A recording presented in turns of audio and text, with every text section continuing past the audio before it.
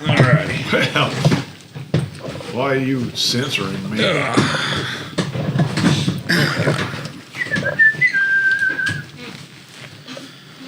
We need some intro music too next year. I mean, I can put our intro song plugged into this, and then we'll just play it. And we don't have to, but I can. Oh, you're right. We already have it. We already have it. But it doesn't play as we're sitting down, so it's like, wouldn't it be a better production if everybody had to sit here and listen to it first? Sure. I'm just thinking out loud. Do you want to do introductions this time, or do you want me to do it still? I'd rather you, because I'll do the same thing. I want something with. I want a shot of what y'all got. Jaeger, thanks to this. Okay, now last time we were halfway through, I think, or close to. Hey, See, I sold this episode, Mark's the only one that's not wearing headphones, and now he looks like the weirdo. Fuck, I'll put them on. Hold on. There we go. Now we can hear it a lot better. Hold on, y'all. I'm mostly deaf, so if I don't have headphones on, I ain't gonna hear shit. No worries. Guys, feel free to pick up the You a microphones and drummer, talk into them if you want to. They can stay on the table. It's up to you. Check, Whatever you're check. comfortable with. Check. Oh, geez, please leave them down. That's right. Okay. Such a bad joke for we that. give him a shot? Is that what you're going to tell Connie later? Anyways. Oh, yeah. Okay, this is really early. Now that I can hear everybody. That's going to get edited out. No, let's put her on I don't need my speaker. mother-in-law hearing me say that. What do we want? A shot of Crown chocolate? What? Yeah. We're ordering shots Hold on. tonight. I'm a sipper. For real. For real. For real. For Rizzle. Everybody wants a shot of Crown chocolate, please. Tis the Just season. bring the bottle in. I think we got 3 glasses. There's a little Jaeger in them, but it's sterile. We call that sizzle. I might have some fake ones. Okay. Bring one more. Thank you. 4, please. And a Bud Light. You're too good for him. Thank you. Love you. All that's true. I know, that's why I felt comfortable saying it.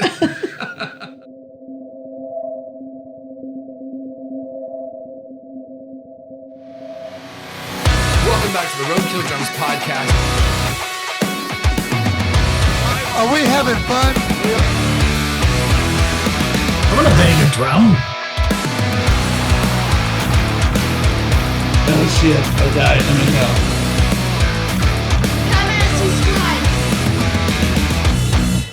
Alrighty, guys.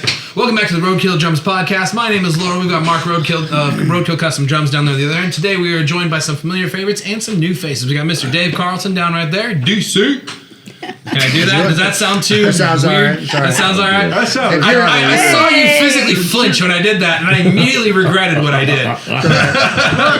Cheers. Cheers. We are rejoined by Melanie and Brian. Welcome back to the show, guys. Culpepper Foundation. Lots of fun conversations we've had there. Some amazing clips that did really, really well with you as well. We're excited to have you back and be able to talk more about what you guys have been doing, because you're coming up on, rolling right into it, you're coming up on some big landmarks, right? Yeah. You guys I just saw a recent post. You put number 79. 79. I was going to say 77 or 71. Yep, I have number 80 going out on Monday. Nice. Congratulations. So last time you were like right around, 50, I think? Yeah. Well, it came in. That's awesome. Congratulations. Thank you. All right, but we've got a lot of other things We going need on, one too. right here at Not anyone for you. Roadkill Yeah. Podcast. We said that last time. All right, we've got Shit, shot I got a glasses. condition. Hey, listen, you ordered this. You pour I the did shots. not order it. Yes, you did. Well, I ordered it already poured, Hey. like we were going to get shots. Well, then I no don't drink them. tip. No tip for the shot girl. Everybody hold your glass up. Okay. This is so scary with my equipment right there in front of it. Just an itty bitty. That's good enough for me. Yeah. No, that's So You scary. paid for the extra gear coverage, right? I actually did. Wow, There you go, Brian, you you got stiffed. There you go. That's all I need. That's good for me. I tried Mark, to your pour shot them glasses small. right there. I don't drink liquor. Well, Jesus fucking Christ! drink Why would you order this? If you don't edit that part out, it was somebody else. Well, we're not editing that part out. So- All right. Cheers. Cheers, everybody. Cheers. Cheers, y'all. Rose. Cheers. cheers. Tap that. I don't go tap mine to buzz up.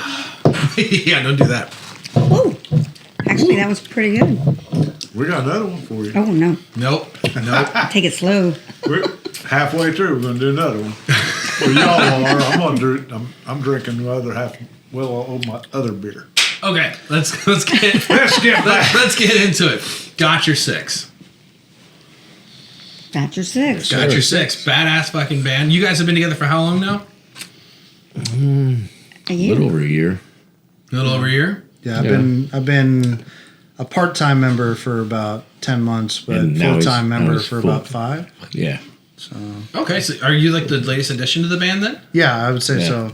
I think Barry officially joined right before me, but we played off and on together for the better part of this year. And I Barry, always, Easy Edwards. Yeah. and I always thought DC was in a band a while. I mean, before called Powerhouse, and I always dug him. I always thought he was a badass. So. Yes, I was actually. So on I my- was like, I was all for him coming for sure. Yeah, you know what I mean? that was on my notes So- as your history with Powerhouse too, and kind of where that started. So that's Yeah, a great segue. so yeah, I mean, most recently, what was it, from maybe March of 22 until October of last year, I played with them, and then we also had a Heart tribute that spawned out of that, which was all the members of that band plus like 3 extra people when we did the full, it's like 7-piece band. And went on the road with that, played Pittsburgh, Philly, wow. and some local hard rocks and stuff like that. So Chicago was on the scope, and then the band kind of imploded at that point. as happens. So with a lot of it bands. happens a lot. Yeah. So yeah, that was the most recent. I had done some other projects before that. I've been really playing for like 30 years, but Gotcha. I took a break for a while and found my way back into the scene, was doing fill-in work. So actually the way I found Powerhouse and other bands was filling in for their guitar players, and then eventually got a gig offer from that, full-time gig. So how did you kind of show up hoping to fill in, or did you just have a friend who was like, "Hey man, I don't know what my band's gonna do"? And you're like, I can do it. I had met quite a few of the people in the scene. I'm a big supporter of, like, if I'm not playing, I'm trying to get out there and see other bands, see what they're about. If I'm not just going out to have a good time, going out to learn something. Okay. Like see, like, hey, what works for this band? How's the crowd react to this kind of set list? Are these the bars I want to play when I get a band working? That kind of thing. So like, I'm a big a proponent of, if I'm not too tired, I try to go out and see friends. That's fair. A lot of times I'll try to do it like on one night, go see like 3 bands. Okay. Like spend a set with each band, and then kind of, and that's how I found these guys.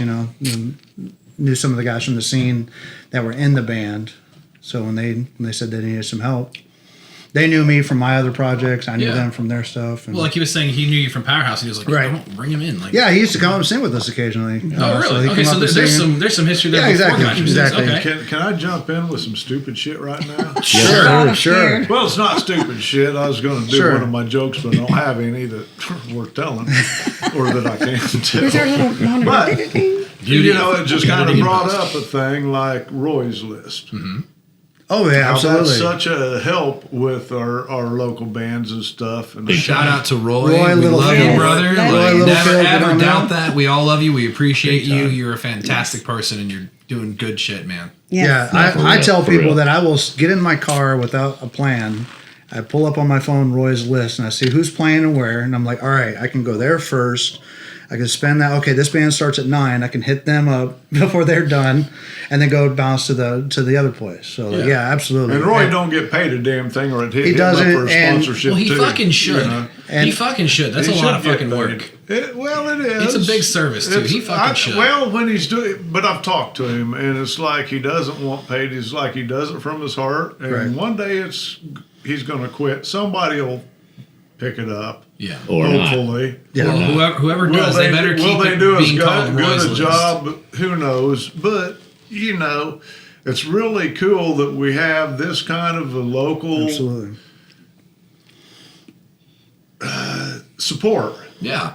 system right here. That we have this stuff going on all the time, and I'm trying to figure out how to segue Segue.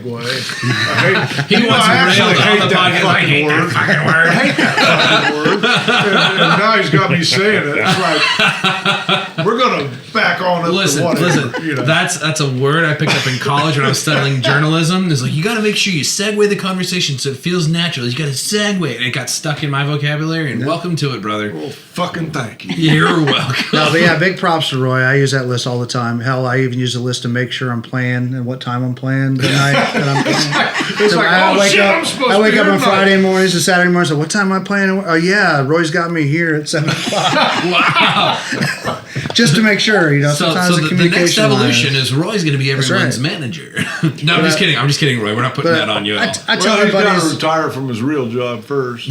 my buddies in the Tampa scene and the guys out in Pinellas, like I tell them they're missing out, man, because they don't have Roy. So we've talked. We've said Is this. that This Sergio? echoes throughout Sergio. the brief history of this podcast. We've said this over and over and over again. There is no music community out there like there is here. Yeah. And it's just so open. It's so welcoming. It's so much fun. And it's one of the only places I've seen people go and get just as excited for original music as they do cover music, as they do the newcomer versus the old blood. Or more excited. Or more excited. Yeah, and it's the only place that you can see that everything is equally welcome and with such open arms and love. And it's so cool to see. Now, I'm sure there's other places out there. Yeah. I haven't been there yet. And I travel a lot. Hey, comment in the comments where you think it's just give as me good. a new location to go to. We'll pack up this podcast, come visit, and check it out ourselves. Like, let's do Fucking it. A. Like, let's go have fun, man. Let's bring everybody together. Let's do it. We're going to be in Nashville in July. Music City Drum Show. 18th and 19th, I Yep, believe. I have to think so. look at the calendar, have to go but check yeah, it it'll out. be that weekend, Friday, or Saturday and Sunday. Yeah. So if it's on close to the 18th or 19th in July, it's probably right. Throw at the July dartboard. Yeah. You're close. Look at your calendar. I don't July have it in front of 2026, me. Music City Drum Show. We're going to be up there in Nashville and having a lot And of fun. hoping to take a bunch of these locals around here with us Yeah. because we've got several drummers. Of course, you know, it's about drums. Yeah, but you don't even have to be a Maybe, drummer. yeah. There was we ran into like half the band of Rascal Flatts there, and Because their drummer was there. yeah, the drummer was there, but the whole band came, and I was like, dude, this is freaking awesome! It's a Well, drum convention. The Right. drummer's what runs the band. Well, So you know. either Yeah. way, I was like, everybody's part. welcome. So even frontmen, like everybody's welcome. Come on up. It's a fun show. They're just stage candy. You know, the drummer runs the show. It's a heartbeat. I'm actually glad you brought this up because I'm about to use your favorite word, Mark. That's a great segue into a question I was going to ask Brian. Glad I could do that. So, like, you didn't have a history of music before you came in and frontman forgot your six, right? We talked about this before. Remind me if we talked about this. Yeah, we touched on it. Nah, I mean, I was in a bunch of warehouse bands, a bunch of garage bands right. that never went anywhere. Yeah. It was just, that's why they're warehouse and garage bands. Fair enough. But no, I started actually owe it to my mom. I mean, I was like That's right. We did talk 8 about and that. 9 years old and 12 o'clock midnight to 2 o'clock in the morning singing Dolly Parton songs. Yeah, that's right. We True talked about how story, your and I mom was kind of got loving you it. into, but you got into masonry, and then after all that, and then when you got in with Got Your Six, you kind of really took all that experience and really channeled. And I've seen you perform. I think you were all over the place. what happened here is he met Melanie, and, I want to look cool. and she makes him look a lot better than he really does. Damn. And he got famous kind of locally. Yeah, well, I'm an ugly shortly. motherfucker anyway. So. No, Yeah. I'm allowed to cuss. They said I was. It's Yeah. its own podcast. Hey, I'm an Your ugly kids dude will see anyway. this. It's okay. It's like, oh wait, they're grown. Shit, God damn it! What the fuck? But no, So- seriously, so- it's like because I know when you guys met, and I know when the band started. Everything else, it's like before you met, you were kind of out there, but it hadn't started. I had to give him the drive. Had to give him the push. And it's like after you guys kind of met, you both kind of jumped up a little bit in the local scene and new things happening. And I mean, what I'm just- do they say? Behind every great So- man is a very, very Good stubborn segue. woman. It's a good segue. So there's that. All right, I did that. I have to save my marriage after a couple comments tonight too. So that's how we're working. So here. the question I was going to ask is, like, as a front man, like where do you draw, like, it's a unique fit into the band, right? Especially if you're up there and the band's playing all the music, and you've got to be able to be that translator between the music and the audience and bring them into it. And you do a very, very good job of that, moving out into the crowd. I've seen frontmen who just stand there, and I don't think you fucking stop. I don't think you stop moving. He does not. He's like the Energizer Bunny. He just keeps going. Energizer, also not a sponsor, but could be. I've been doing that all night, so I'm feeling I'm sticking with the shtick. Or let's talk with the doctors that's going to repair his broken ankle from jumping off the stage. Dude, right? Yeah. That does scare me. That does like- scare me. Or the knees, or his back, or something. But, well, he's a fucking block layer. Okay, there's something for real trades out there, too. You know, work hard for a living. It's good for you. It's like, Yeah. I was never happier than when I was lifting steel.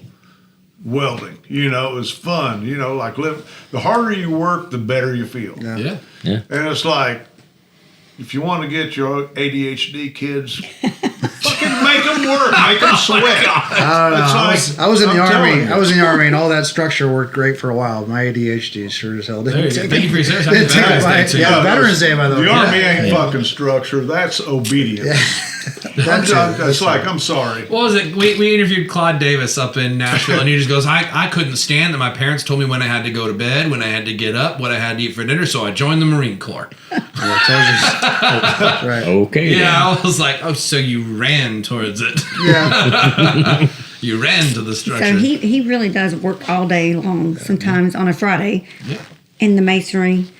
And we'll get off work, and then we'll have to go be on one of the shows, and he will be kicking ass on stage, jumping all over the place. And I'm like, how's he doing that? It's so adorable how you hesitated with the word ass. I think Just gotta watch what I say. That's fair. She's practicing her cussing. I'm in the public eye. I can't always do that. I mean, bottom line, I mean, nobody, if you go to see any band, my personal opinion is, Dave alone is a presence on stage. Yeah. I mean, he's just like, really? Have you seen him? Yeah. We've passed, but like I he said, gets I up there, felt he's bad. I like, had he's to a presence, introduce and myself. he's definitely, he is a focal point, and that's why I was was like, come on, man. Well, man. I saw you guys at Tanner's back at the end of the summertime. I stopped by and came and hang out for the show, and I tell you what, he's not kidding. When you guys rocked into any song, there was a gravitas that you had whenever you'd step forward. What's that mean? Whether it was a power chord or a solo Yeah, riff or yeah, I anything, think-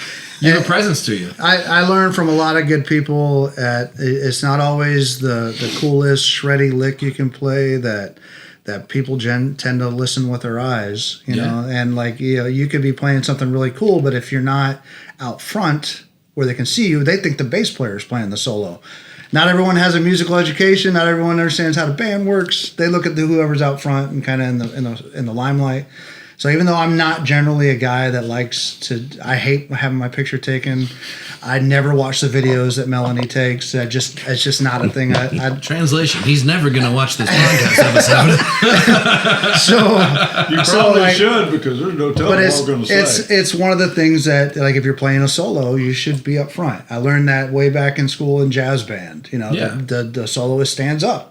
Everybody else is doing great, but the soloist gets the spotlight for those 30 seconds. Yeah. And then you sit your ass back down and let somebody else take it. Well, and I think especially like when you're in school, like jazz band's a great example. Right. Jazz choir is a great example. When everybody sees the soloist as like, oh, they're getting all the attention. It's like that's not what it is. And what you learn, and I think everybody in a good gelled band learns, is that it's all about serving the song. I remember learning that phrase a long time ago. And just because someone's in the spotlight doesn't mean they're the rock star or they're the guy or anything like that. It just means that moment, that's what the song needs, is someone to be able to step out and be able to drive the focus to that moment. Right. And I think you did a really good job of that. I stole a good saying from a movie my wife was watching, and it's probably about dance or something that she's interested in. But the show is the thing. Yeah. So the show is the thing. If you're not serving the show, the gig, whatever, Oh, that sounds so you're familiar. not. It's from a Dolly recent Parton. movie. I don't know what it is, but the show is the thing. So whatever you're doing should make the show better. And it's not about like the ego ramp. I need to have my moment in the sun. Yeah. Or I don't play this song because I don't like it. But if people like it, Yeah. you play the song. Amen to that, brother. So like, So let's take that back over here to you, because as a front man, like, what do you think is what is your strength, and what is the thing that you actively try to grow and develop. I don't think. I mean, anybody didn't want to be bored at a show. They don't want. They goes, oh, they sounded good, but they were boring. Yeah. I mean, you could be. It's just my opinion. You could be the best musician in the world, but if you're boring. I mean, George Strait gets away with it, but whatever. Well, anyway, but hold on. But George Strait isn't boring. I'm just saying he don't move. I mean, no, he's a classic. You know, he's a master at it, but he don't have. But George Strait is the exception of you ain't got to jump around and jump off stage and all that jump. Well, and I think that's a good example of the. I'm producing an artist in a recording studio right now, and we were struggling with this guitar solo for this one part of this awesome song that he wrote. And the guitar solo kept going all over the place. And one of the studio techs came in and he goes, hey, you know, sometimes less is more. Right. And so we sat down with that and we took the solo and we very simplified it. It's just a few notes and then we let it ring and that's it. And it was just such a good point to that. Sometimes less is more. And I think with and sometimes it's not. Look at Eddie Van Halen. Right. He wrote an entire song that's just a guitar solo. Right. So it's all about serving the song, right? Dave nails it. And Dave does nail it. No, I play Eruption. It's kind of, it's not like a. You got to play a little guitar. Which goes in. I don't have a little guitar though. Well, I guess which goes in you're to the tall, song where I fly off the stage. when you have monkey arms, Exactly, every guitar's yeah. a little. Sometimes less is He's more. like a Kid Rock kind of version. He's entertaining. I just you don't. I don't know. It's like the first set. It's like always like. To me, I mean, we still. I mean, it's always good. The energy's always there, but Yeah. I don't know what it is. But it's like the second set, I bring it up more. Third set, it's like it's weird. I just keep bringing. And we usually take the I don't volume get slider tired. down a little bit because he goes ape shit on the vocal line. But no, We've seen the show. I play with a lot of bands and nobody matches Brian's energy. Period. That I have to. Full stop. I have to agree. Nobody with matches the energy. Period. And Thank it's you, big dog. like Melanie said, after a 10-hour day of laying fucking block. Yeah. And it's like I see the work, so it's like I know he does it, and it's crazy. This guy's like I was when I was in my 20s, which I used to be in that shape in my 20s. In the beginning, But, I asked him, "Are you going to be able to keep up with me, Brian?" Because I wasn't sure because I'm involved in so many things, and I really didn't think, and he could, and I'm like, holy moly. My answer was, we'll see. We'll see, and he does, and then some, and, That was and my we're answer. both. We'll see. We both have the energy, and we both just keep it going. Although, I mean, there's a lot of truth to that too. But you got to be able to match that energy. If you have somebody who's a homebody and somebody who needs to be out, it gets Yeah. You have to find for somebody that might work. But So we make it work. Yeah. We every day. He's like, "What's on the agenda today?" And that's how we do it. yes, But, ma'am. I'm ecstatic to have DC with us. But one thing I'm not quoting him, but one thing I remember he had said something. I think we were at Tanner's actually, and he had said something about. He goes, "Hey, I'll be doing my thing." And he goes, "Because you'll be doing like you'll be like in it. You'll be in the moment." Yeah. He'll go, "I'll hear the crowd something." He goes, "I wonder what." Brian's doing something. Okay, we're good. I don't know what the hell he just did, but he must have did something. And I know I'm an old school musician, so like I grew up reading sheet music. So even now when I'm playing songs from memory, the sheet music's in my head. So like I could be looking right at you in the second row or the second table, and But I don't you're see seeing the you. bars and I'm seeing stuff, the yeah. notes going across. I may notice a bit, but usually my eyes are kind of glazed over, but then every once in a while I'll catch a glimpse of Brian on a bar top or something. I'm like, wave it off, Ghost Rider. No, that's too high. That's too high. Sit down. But no, it's always interesting. So like, and when we shot our promo video, I'd had the camera around, like, all right, during this song, he's gonna launch about 15 feet off the stage straight towards the first table. So I want you to be like right there to catch it. So. All right, I'm going to ask a slightly unfair question. Sure. Okay, if you had to compare, we thinking more David Lee Roth or Sammy Hagar or somebody else? Well, versus those two, I'm going to go with David Lee Roth. Yeah, I would say he's just He doesn't do the super high scissor kicks, but the energy's there. The energy's I'm too old for there. the scissor kick. I would kind You of. say that, but you're nodding like, I'll get there someday. I would put. He's like, all I got to do is catch my balance on that fucking big ass mic stand, and I can do it. If you could hybrid like He looks excited to see that. if you could take a hybrid of the attitude of Mick Jagger and some of the athletic stunts of like maybe David Lee Roth, and somewhere in that middle ground, because like all the hip shaking and the mic work and like so like, but yeah, it's somewhere in that vein. There like, you go. Like Oh, look, we a little more athletic than Mick. I'll work out in the sun. I'll work out in the sun. Oh, yeah, there you go. Good cover. As far as like stage energy and antics, Maybe a and, touch of Steven Tyler presence up in and there. kind of Oh, thing. look at there. boy. Maybe a little touch of Geez, Steven Tyler. I don't know. Nope, not for me. Thank you. I am good. I don't drink. And I will I don't drink say, anymore. with these Or guys that I see, and the whole band is so talented. Yeah. Like Dave and Brian, of Oh, yeah, course. just- But like Barry on the drums, I've never seen nothing like it. He is amazing, and he gets the drums for you, of course. Some Custom of them, built? yeah. So yeah, Roadkill just posted a clip of Barry over here at the studio, just testing out some Saw it. drum kits. And I saw it. it was like 10 seconds. my I went, first "Damn." my first ever snare build from a basic shell, and Barry's playing that thing, and I posted it, and it's on my damn iPhone, so it's not a good quality video at all.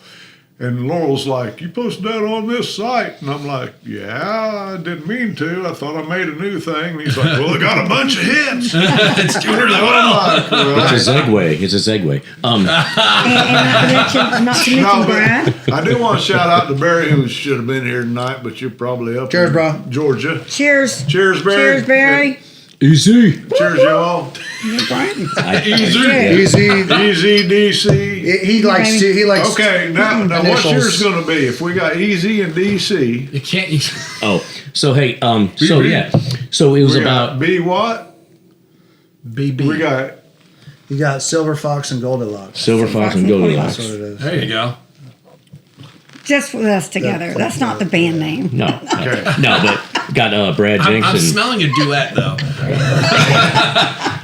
I'm thinking new song names too. Here, it's like we got this. Let's get this cheers done. Okay, let's get the cheers. Laurel, You got. I'm out. I'm Just out on take- this one. Nope. I'm out Oh on it. man, Big one to do it. I will be. I did my participation shot. I'm out. Let him finish. you missed the it. pregame Jaegers though, so like that was. That's fair. That's fair. But and also, you got Brad, who's oh, that's what I amazing. was fixing to say just real quick. Yeah.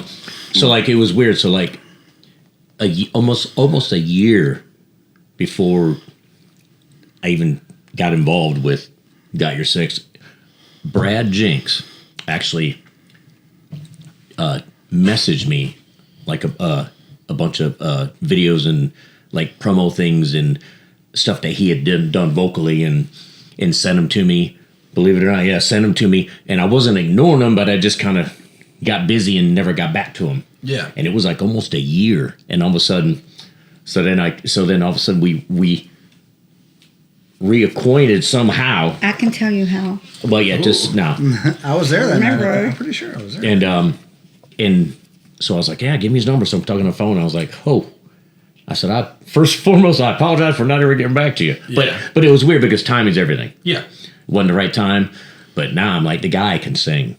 Yeah. The guy, I mean, he says he likes, he could never do what I do, but I can't ever do it. He can hit notes that I'll never be able to hit.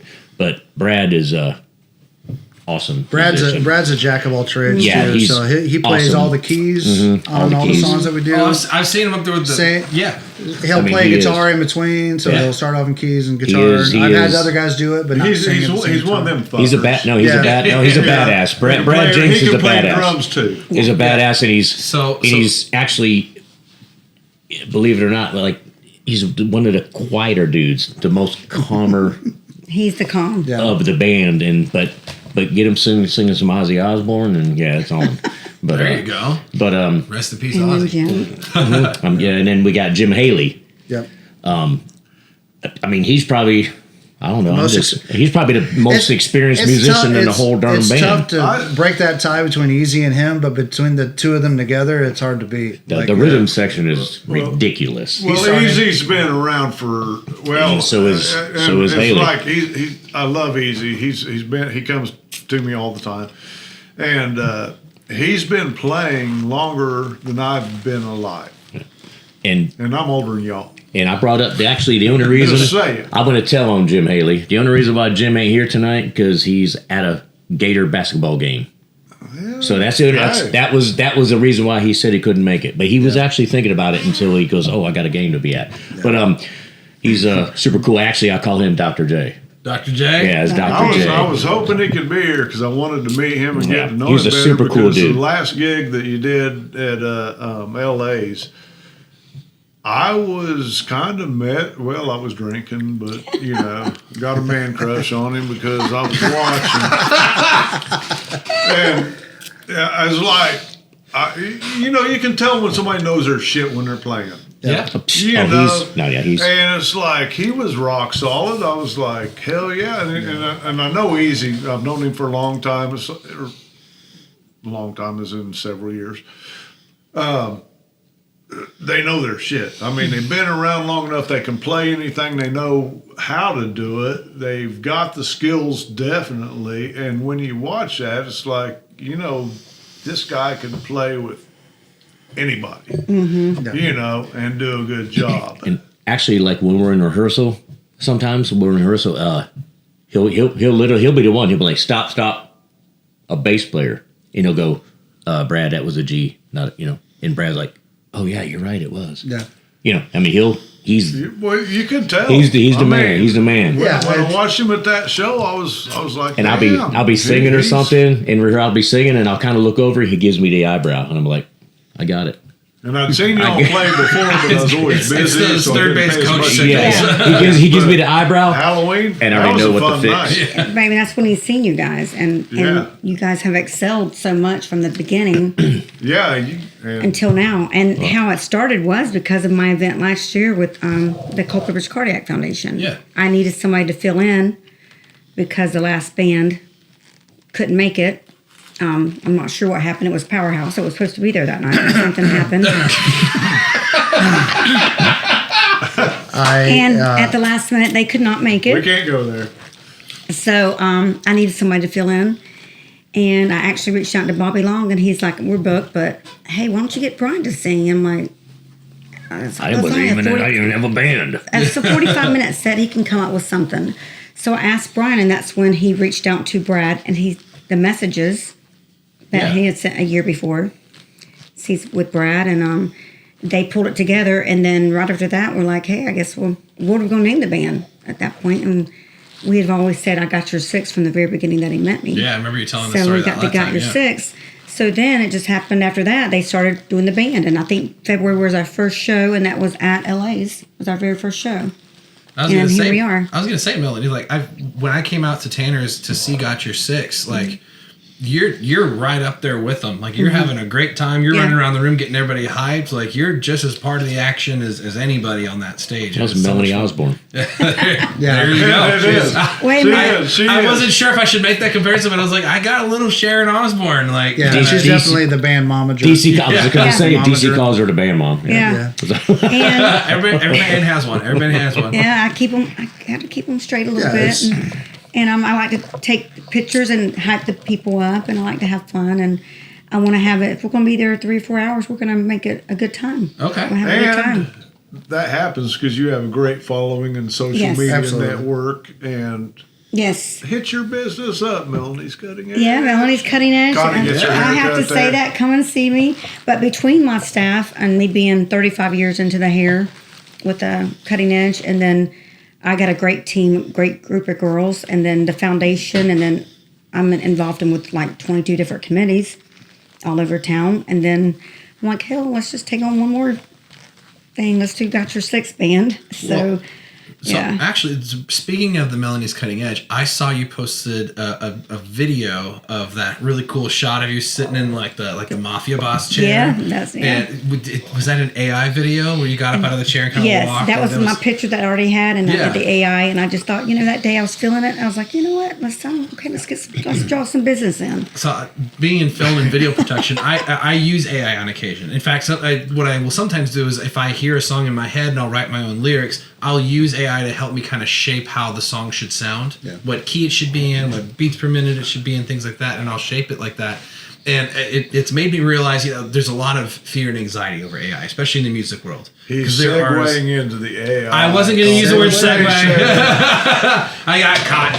I tried not to. I tried. But yeah, it's a segue. Fucking drummers, man. Fucking drummers. Was a laurel. I might have to edit that part out, but we'll go from there. You knew it was coming. I knew it was coming. But what was that? Is that someone's phone? I'm on Do Not Disturb. I'm on Do Not Disturb. That was the end of the gong. Yeah, that was the end of It's the a gong. digital gong. I made it up and I didn't hit that thing. It's just all illusion. But I also I understand the apprehension behind AI, because there are a lot of songs that they're like, man, who's this by? And then you find out it's an AI generated song. Right. So as musicians, just watched a whole fucking video of AI, and it wasn't a video, it was just on YouTube. But I'm listening to it, and Connie's like, what do you listen to? I'm like, I don't know. She goes, sounds like AI. Sounds I'm like an I don't artificial know who the hell it intelligence is. up over there. Well, It might be a band name named AI. So I generated the song, and I read somewhere that if you're going to do that, you need to generate with the same prompt a few times until you find the version that you like, because it'll never duplicate. It'll never just give you the exact same thing. It's always going to change it every single time if it notices the same prompt coming through. So I did that, and I found some that I was like, this sounds like a legitimate band and singer did this. And it was a little scary. I understand the apprehension, but as long as I don't put that out online and I just use it as a way to sort of help me format and write the song, and I chose everything. How the guitar sounds, like I said, the rhythm, the notes, the keys, where certain parts were at, the lyrics, how the vocals sounded, everything. The AI just went, okay, I can make what you're describing.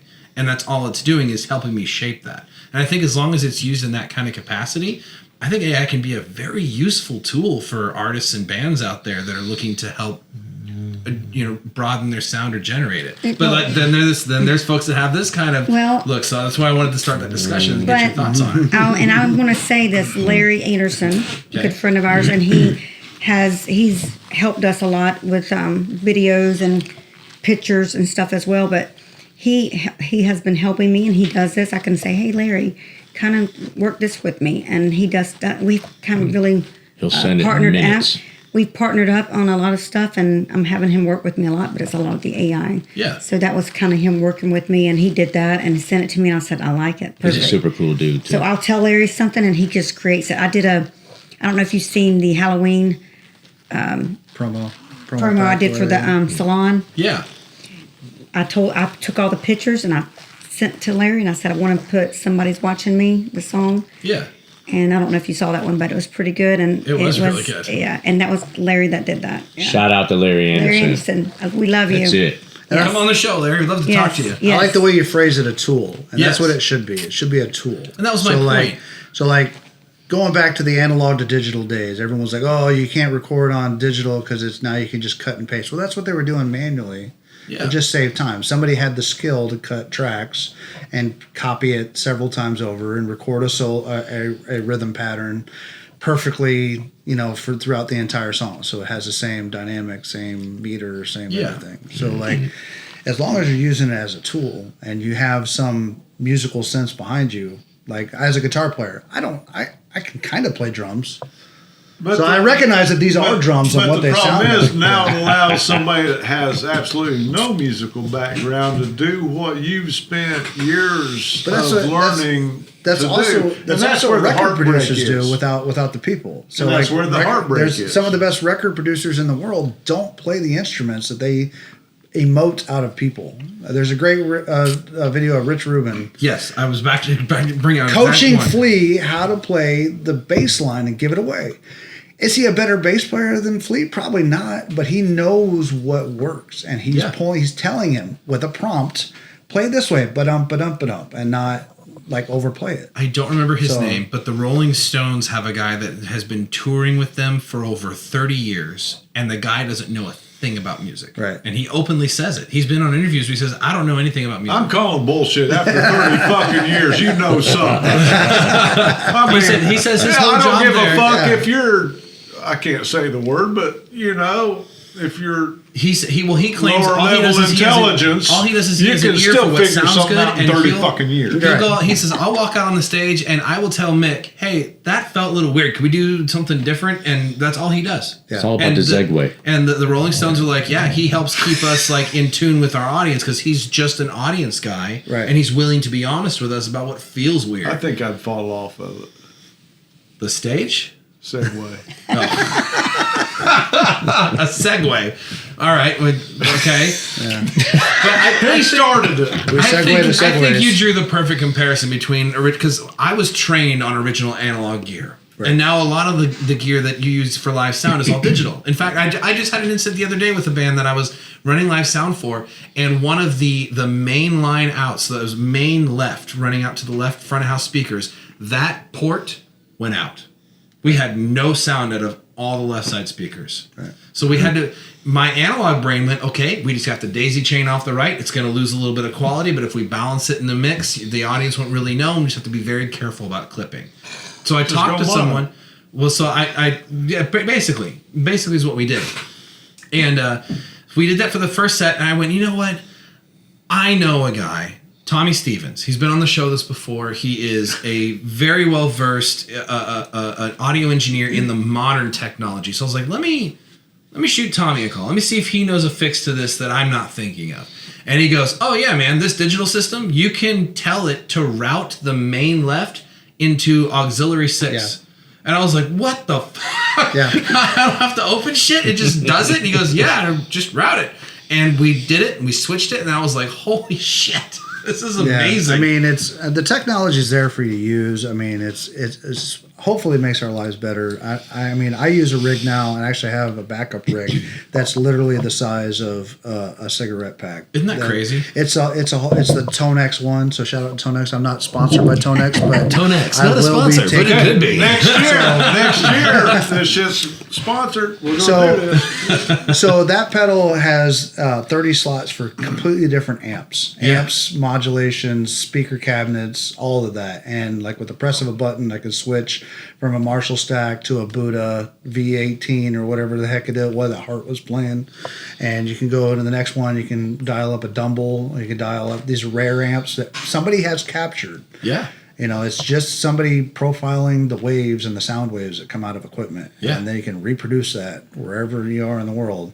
And that's what a lot of the stuff is recorded with today. Yeah. Know, it's And they can reproduce it from any recording out there. Most bands nowadays, they have an amp in the room because it makes them feel a certain way. Yeah. But they're also recording their dry signal, and they're running that through different amps, either manually by running a tape through that, through the simulators, or they're using reamp studios or stuff like that, where you're just saying, oh, how's it sound through a Marshall? Nah, that's not it. Let's try it through the Fender Deluxe. Exactly. And tying this back into the original thing, it's like when all this technology came out, like people poo-pooed on it, like, oh, you're destroying the art of music, and I feel like people are feeling the same way about AI. Well, let me throw this out there. Are you less of an artist because you know how to do that? Are you talking about the AI side of it, yes. or because well, so that's kind of what we're saying. And the technology, just the I technology in general. If you know how to do that, are you less of an artist because you know how to do that? Well, are you less of an artist because you can paint on an iPad versus on an actual piece of paper? Or does it just quantify? Does somebody have to buy it before you qualify? I don't know. Now, I mean, I'm against some of the artwork AI that's actually just sampling other people's artwork. Oh, absolutely. Really, that kind of goes back to the way music was, where they sample. But don't you come to a point where you can't it's hard to come discern. up with anything Right. new. It's like there's so many riffs out there. How do you? We'll be here Yeah, for another hour. How do you do a fucking riff that hasn't been copied from somebody else? There's only 12 notes you can play go for and it, in go different for it. octaves. Just Perfect example. No, perfect example. Hey, I'm gonna go way back. Perfect example. Hey, Vanilla Ice, he's cool, whatever. But I'll never forget when he just stole the sample from Under Pressure. Oh, that goes bump bump bump da da dun dun. Mine goes bump bump bump da da dun dun. Yeah. It's like, okay. Well, and I was going to say the exact same thing. I think I think it won't be long before we start to see. We're already seeing AI being restricted. Because people were using it for some very wild and inappropriate things, and we're seeing the manufacturers being forced to kind of restrain the AI from making some of those things. At least the ones that are more public, right? But I think it won't be long before we start to see AI being restricted from using copyrighted material by other artists and companies that manufacture and maintain these AIs, forcing it to have those limitations. I think that'll come around eventually. It will. I mean, but people do it unconsciously already. I mean, that's why guitarists over the years have gone from To E standard to E flat to D to 7 strings. It's like you're influenced, whether you know it or not, by other people. Just like Brian said, look, that one is dun dun dun dun dun dun dun. Mine's dun dun dun dun dun dun. No, his is dun dun dun dun dun dun. yeah. There's a difference. Are there any Harry Potter heads in the? Speciosa. You're on your age and younger. Yeah, we're all older. Yeah, all right. I will take a win is a win. All right, I'll take that. Take your hat off. Yeah, no. But I want to add something real quick. Do it. So like, as far as the band thing is, like like Dave will say, even Brad, Jim. I mean, Dave will say something. And he'll be like, "Hey, this what you did great here, but hey, maybe on this particular song or whatever, do this." And I listen to these guys. I mean, I really do. I don't. It's not. I'm just happy to be here. Yeah. You know what I mean? I'm just happy to be here. So like, as far as constructive criticism, no. I take it. I mean, I soak it like a sponge, and then 2 shows or 1 show later, I mean, he'll come up and goes, "Yeah, you got it." Yeah. He goes, "Yeah," but I listen to these guys. I and really he has do. been mentored by them a lot. And Brad will say something, and Jim will say something. Even Easy. I mean, they all, hey, this do your thing. But Dave will say, try this. But I'm sitting here right now and I'm listening to your ass, and all I can think is you should be a DJ.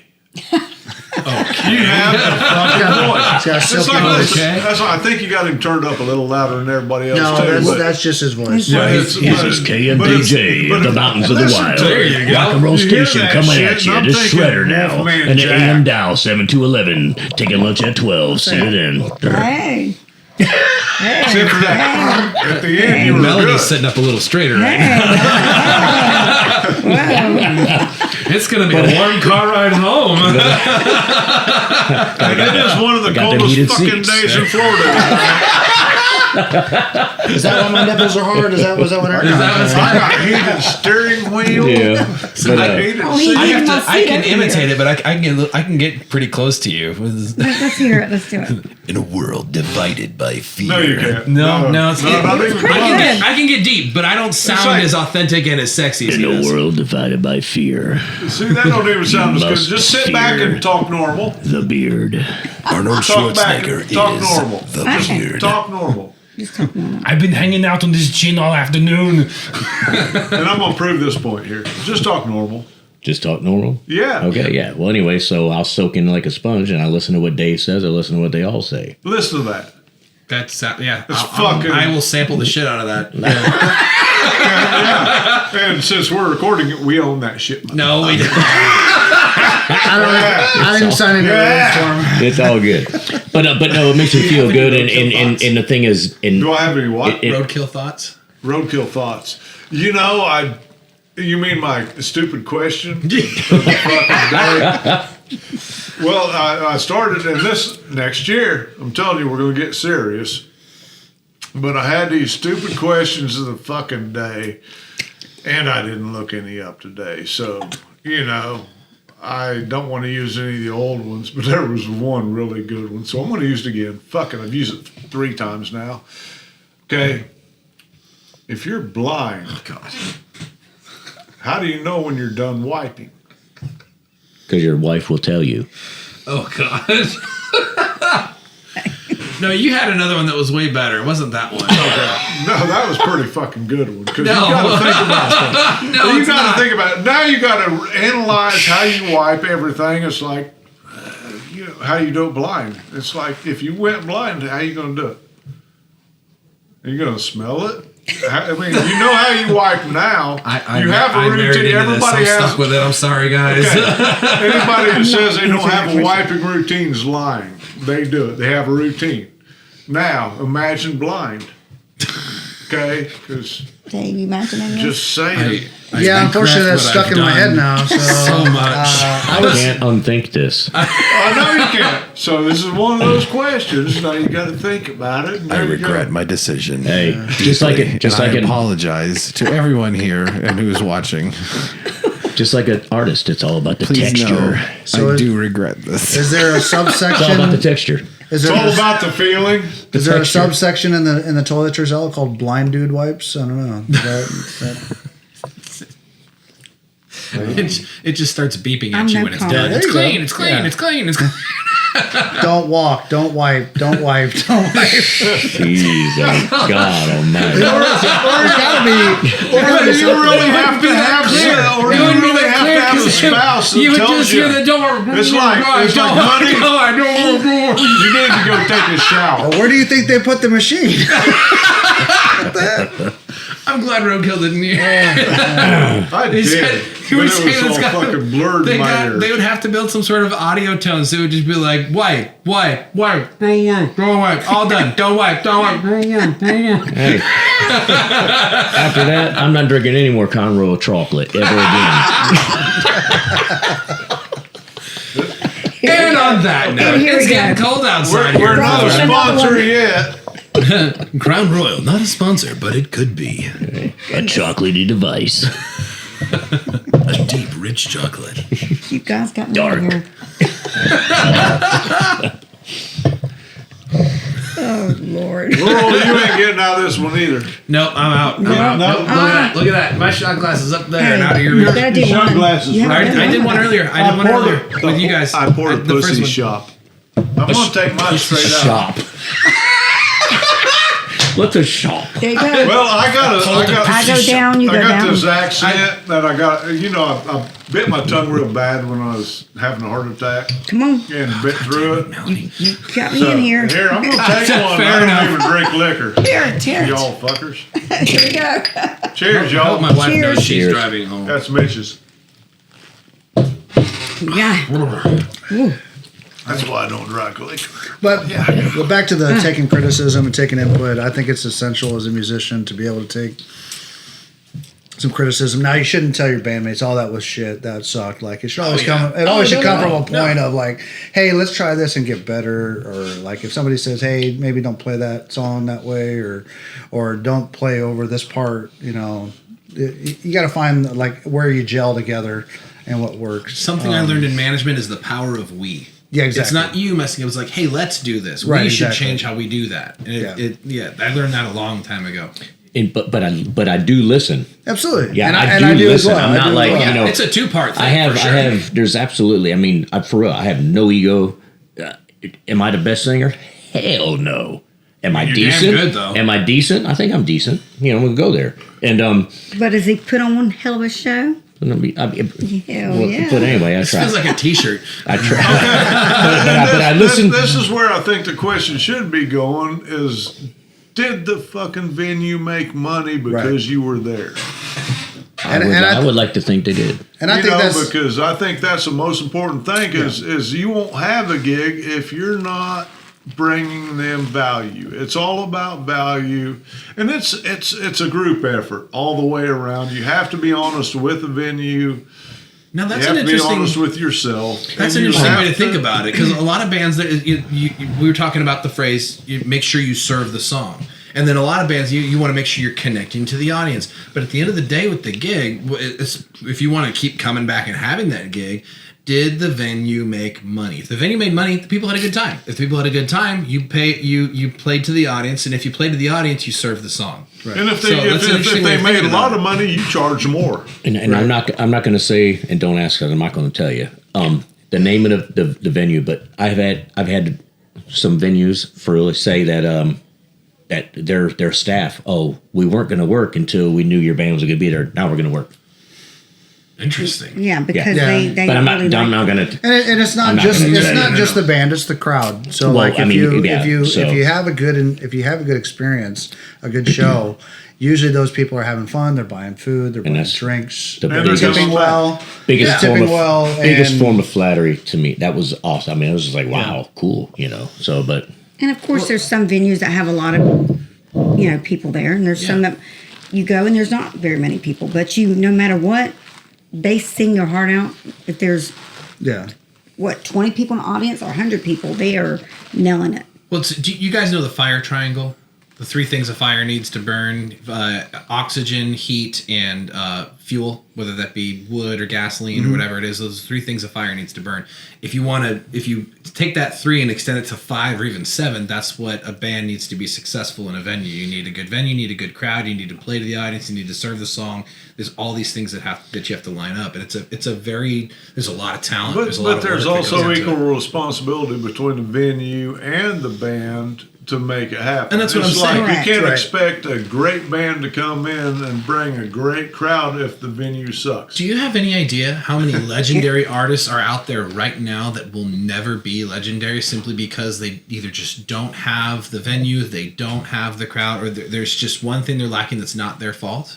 Like, it's a victim of circumstance. There's probably so many people that would be absolute legends in music and film and television that just don't get that. If they were in the right place at the right time. I want to say it was... That's less than you would think now, because that used to be the case when you could be discovered and you could be signed by a label and you could be given that opportunity. That's gone. Well, I want to say So it was Brad now- Pitt that said it in an interview. They said, what is it that sets him apart from the other actors that are also trying? And he flat out said, luck.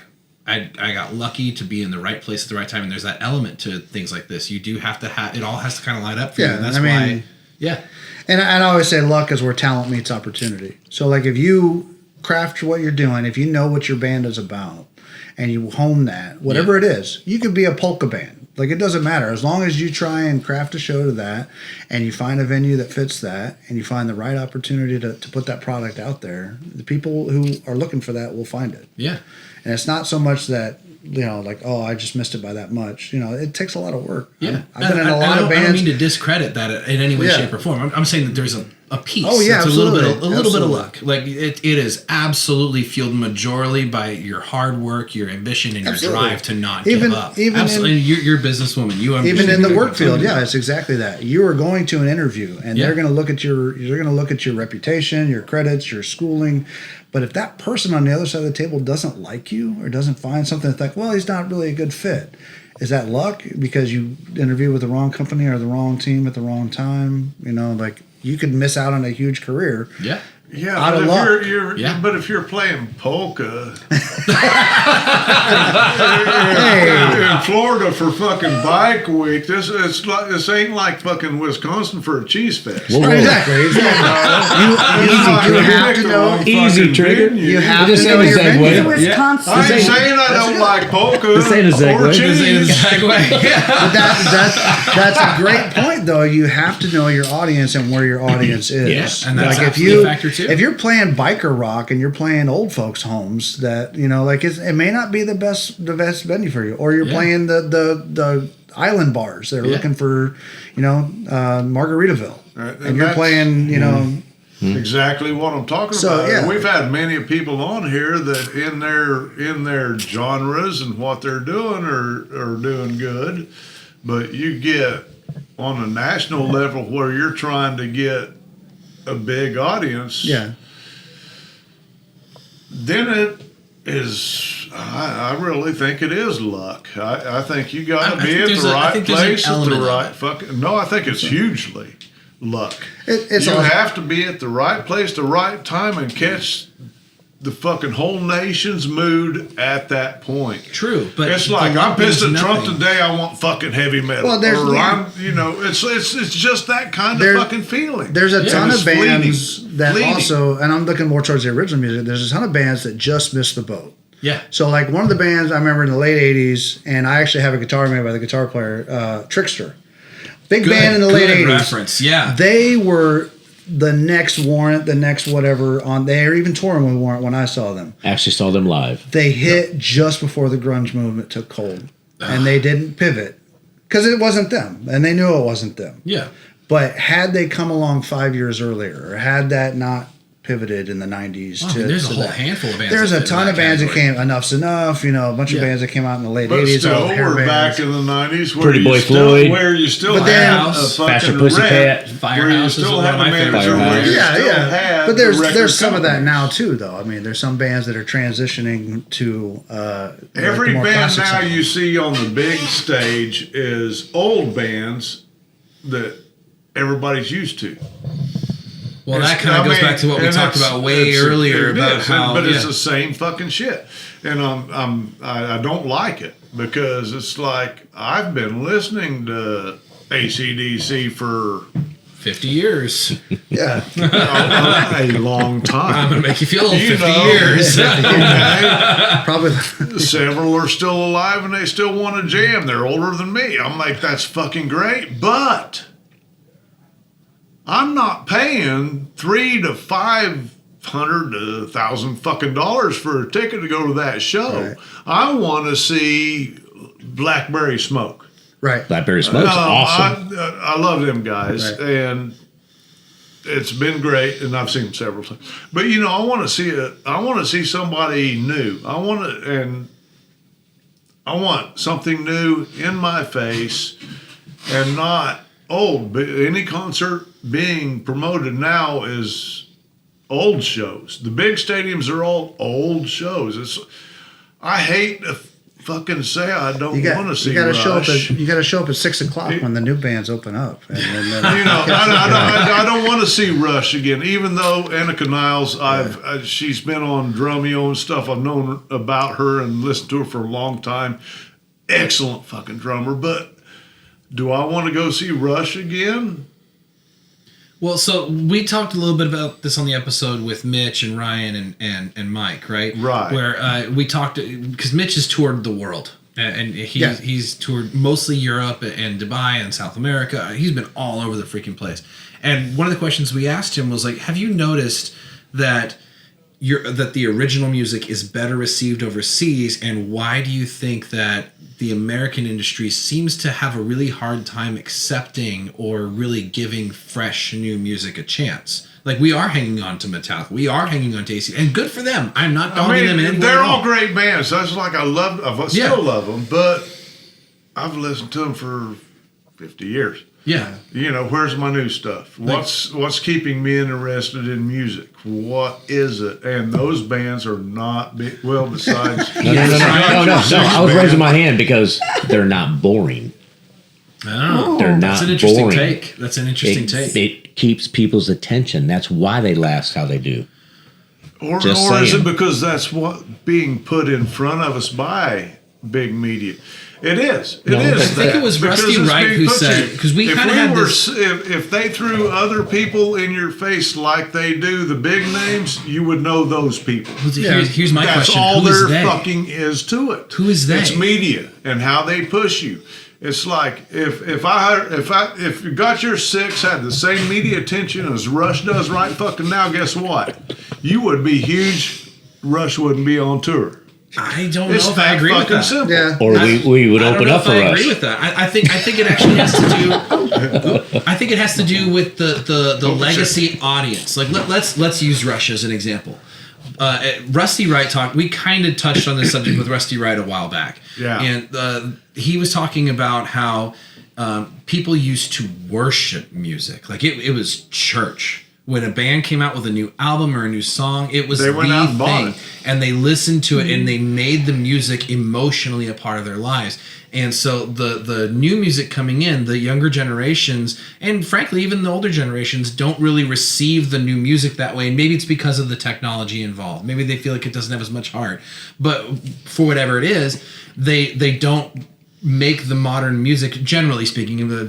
There are exceptions. Look at the Taylor Swifties as an example, right? Where the hell did that come from? Well, I mean, they've made She's her got music. hot legs. Just I don't give a Look, damn. hey, well, hold on. Have you seen my wife? I'm talking about Yeah, her but fans. Yeah, but she's Taylor's 6'3". about fucking 8 inches But tall. Hold on. Let me finish my fucking I point. mean- God But damn she's it. not fun size. Taylor Swift. Hey, it's not a segue. Look, that girl has worked hard for her music. Okay, listen. My point is about the fans. The fans have taken her music and made it a part of, like, an emotional part of their lives. You can say what you want about them. Yeah. There is, even Rolling Stones, Beatles, everybody had crazy psycho fans too.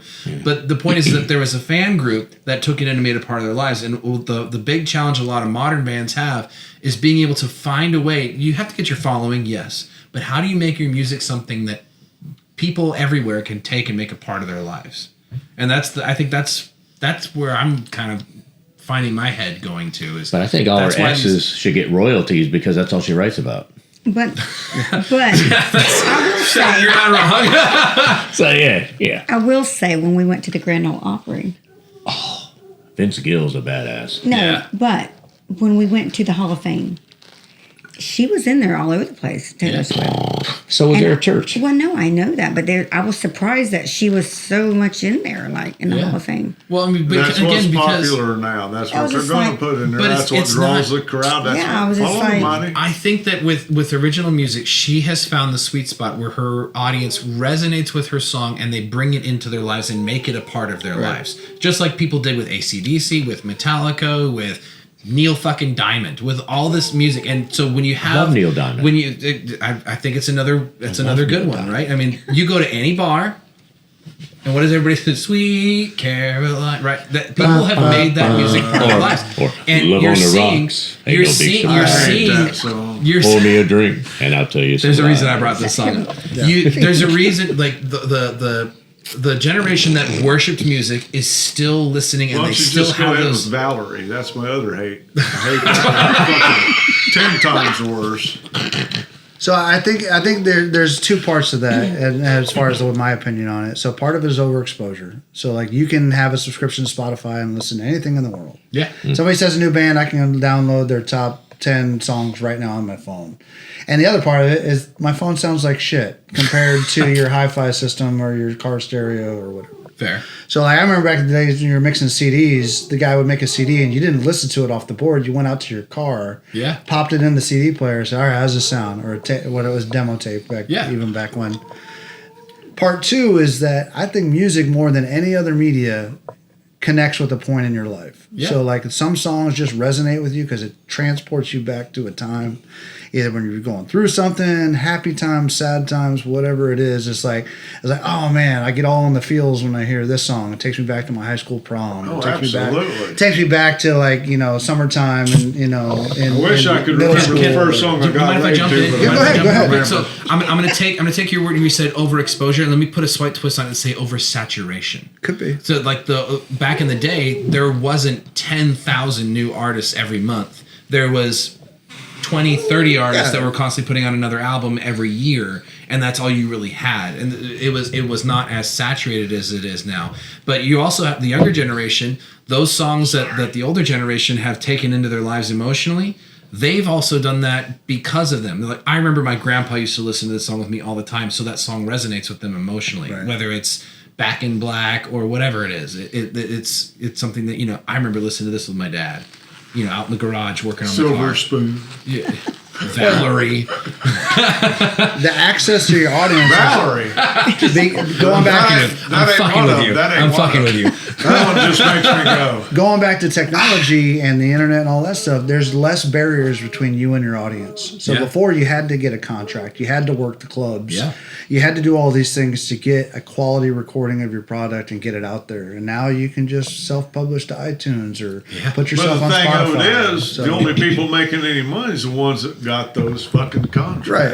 Well, I mean, if you go back to old, most of those millionaire record artists were all fronted the money and billed on the back end by the record companies for all the $1 million signing bonus. I mean, call them you've the been on trust tour. fund You've seen that babies the in money Nashville. isn't made in studios. It's made on the road. Yeah, original bands, and I did original music for a while. You made your money on merch. You didn't make it from the bar. Yeah, we made $4 a head out of the $7 cover charge. Yeah. Albums. And we sold $20 T-shirts or $15 T-shirts and stuff like that. Yeah. To try and make. And when you had a CD to sell, an EP or a full CD, that's what you made your money on. And Yeah. right now, I think, and I'm going to use Blackberry Smoke as an example again. They released a new album out, big greatest hits, several album disc thing. But the only way they make any money is when they directly sell that album from their merch store. They're not making a damn, or at least not enough through YouTube or any place else to even Yeah. pay for the gas on their tour bus. And it's sad because, I mean, it's just lack of a better choice of words. The music industry is nothing like it was even back in the 80s. Yeah. Or even early 90s. It's not even close. It's not even like it was just in as far as 2010s. the Agreed. revenue side of it. It's No, it's gone downhill. It's harder than hell. I mean, yeah, we've talked with a lot of 'Cause I other couldn't- musicians that have been around in the old school days and made great money, and now they're fighting welfare. It's just that close, just because of the way things have changed. because So I'm still that old school guy. I couldn't wait till a CD dropped. Yeah. I love CDs. Even today, I love CDs. They don't even make them hardly at all. really, Yeah, I love CDs. I've I got want about to 450 I of wanna- them in there. I'm ready to sell. No, I just love They're having them. all from your So, age so group. get this. I got my new truck, right? Well, not new, but new to me. And it's Sirius XM radio. I'm like, where's the CD player? Yeah.